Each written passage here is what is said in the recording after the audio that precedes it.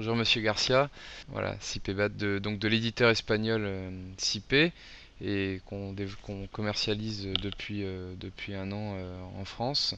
Le principe, c'est on a importé depuis un projet, par exemple IFC, où on a modélisé directement dans notre soft un projet, donc par exemple cette maison individuelle, hein, euh, et donc cette maison individuelle, l'intérêt ici, ce n'est pas architectural de l'avoir en 3D, mais bien d'avoir des volumiques, des surfaciques pour calculer des perditions de manière rapide. Et alors on va déjà pouvoir calculer simplement ce calcul des perditions, mais on va pouvoir aussi également l'agrémenter de systèmes. Donc au niveau installation, je vous montre très rapidement et on pourrait faire de la clim, mais je vais vous faire un simple projet où on va mettre par exemple deux trois panneaux de plancher chauffant et puis une chaudière.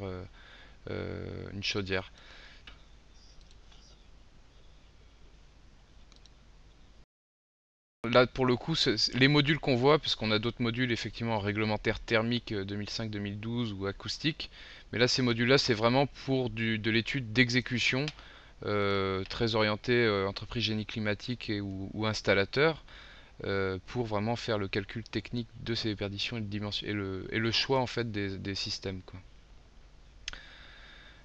Donc là, vous avez vu, j'ai créé dans mes chambres en fait des calpinages qui ont épousé la forme des pièces. Voilà, là j'ai fait du plancher chauffant effectivement. Je mets en place un collecteur pour connecter entre eux, enfin sur le même réseau, ces différents panneaux, d'accord? Voilà, donc toujours au sol, hein. Ça je suis encastré dans le sol toujours. Voilà, voilà. Et ce collecteur, ensuite, je peux finalement le connecter à une chaudière, par exemple.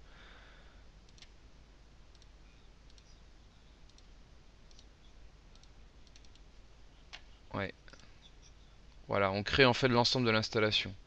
Là voilà, je vais choisir une chaudière au gaz par exemple pour chauffage. Et là je vais accéder, alors tout à l'heure j'ai accédé à des planchers chauffants de la marque Uponor. Dans notre générateur de prix qui est une base de données technique et économique. Et je vais récupérer maintenant par exemple une chaudière à condensation domestique murale à gaz par exemple. Voilà, on va prendre par exemple une Buderus Logamax Plus. Et puis on va la mettre en place. Alors je vais la mettre un peu de manière quelconque hein, pour cette démo. Et je vais la connecter en fait à nos systèmes.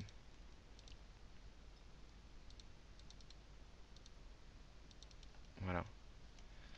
Et ensuite, je peux lancer les calculs si j'ai rien oublié. Alors là, vu que c'est une démo, forcément j'ai oublié quelque chose, forcément, on va voir. Et là, on lance les calculs. Et en fait, ce que fait le logiciel, d'abord, il a le bâti et son environnement. Vous voyez, il y a une boussole. Donc, il calcule les perditions pièce par pièce. Donc, il sait pièce par pièce les besoins en chaud, la charge thermique à installer. Donc, vous voyez, il a recalpiné. C'est-à-dire qu'il avait fait un pré-calpinage tout à l'heure, mais maintenant, il a recalpiné avec le bon pas des pièces. C'est-à-dire, par exemple, là, on voit qu'il y a dans cette chambre, il y a besoin de 660 watts de charge à installer. Ensuite, ce panneau de plancher chauffant, on a, vous voyez, 220 litres par heure, une bobine de 58 mètres, et puis un diamètre de 16. Ensuite, il y a un collecteur, ainsi de suite, jusqu'à la vérification de la chaudière. Et le logiciel va m'indiquer des messages d'erreur.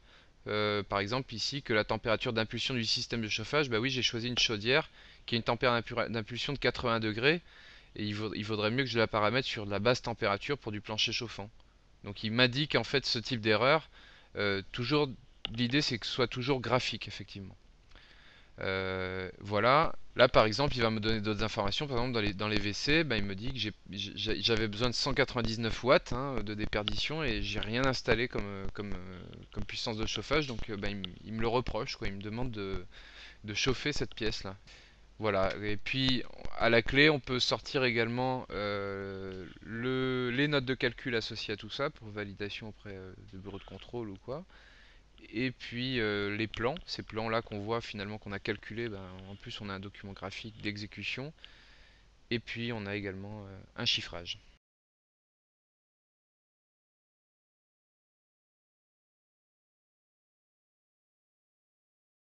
Voilà. Il faut bien voir aussi le flux réel du travail actuellement des gens. Effectivement, les logiciels, les architectes vont peut-être travailler en 3D. Nous, on va recevoir ce projet-là. Et là, maintenant, je dirais qu'on en est à l'exécution. On est au plan, là, un plan papier pour l'architecte. Et là, on peut créer par contre des plans, effectivement, en DXF, DWG, donc qui sont lisibles par n'importe quel autre logiciel de CAO. C'est pas de l'IFC, c'est du DWG et ça sert directement à l'exécution, quoi.